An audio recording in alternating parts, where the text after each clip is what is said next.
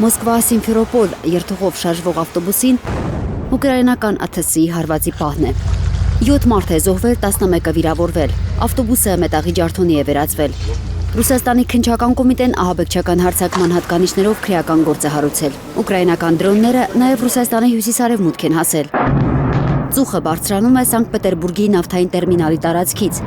Պետերբուրգի նավթային տերմինալը Ռուսաստանի Բալթյան տարածաշրջանի խոշորագույն նավթամթերային հանգույցներից է և ապահովում է Բալթիկ ծովով արտահանվող վառելիքի զգալի մասը։ Ուկրաինայի նախագահը հաստատել է հարվածները, դրանք անվանելով արդյունավետ։ Ուկրաինայի հեռահար գործողությունների ծրագիրը իրականացվում է հենց այնպես, ինչպես անհրաժեշտ է խաղաղությունը մոտեցնելու համար։ Ուշագրավ է, որ հարձակումը տեղի է ունեցել Սանկտ Պետերբուրգի միջազգային տնտեսական ֆորումի բացման օրը։ Ամենամյա միջոցառումը, որը հաճախ անվանում են ռուսական Դավոս, սովորաբար մի հարթակում է հավաքում օտարերկրյա պատվիրակությունների, ներդրողների և խոշոր բիզնեսի ներկայացուցիչներին։ Առաջին անգամ տնտեսական համաժողովին պաշտոնական պատվիրակությամբ կմասնակցի Միացյալ Նահանգները։ Սանկտ Պետերբուրգում նաև Վլադիմիր Պուտինին են սպասում։ Քսենիա Սոբչակը հրապարակել է մի տեսանյութ, որտեղ նրա խոսքով համաժողովի հյուրերի մի խումբ քայլում է փողոցով տերմինալում բռնկված հրդեհի ծխի ֆոնին։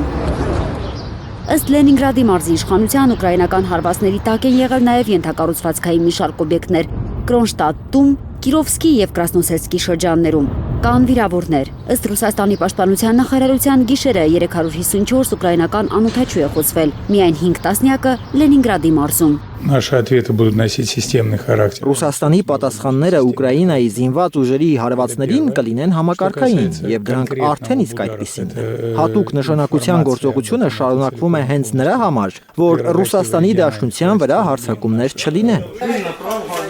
Ռուսական հարվածների հետևանքով զոհեր և վիրավորներ կան սահմանամերձ Սումիի մարզում։ Վիրավորներից 4-ը երեխաներ են, ամենափոքրը 5 ամսական։ Ուկրաինայի ազգային ոստիկանության տվյալով վերջին 1 օրում հրետակոծության է ենթարկվել մարզի 36 բնակավայր։ Ծովինար Բարխուդարյան, Արմեն Ապրեսյան, Հայլուր։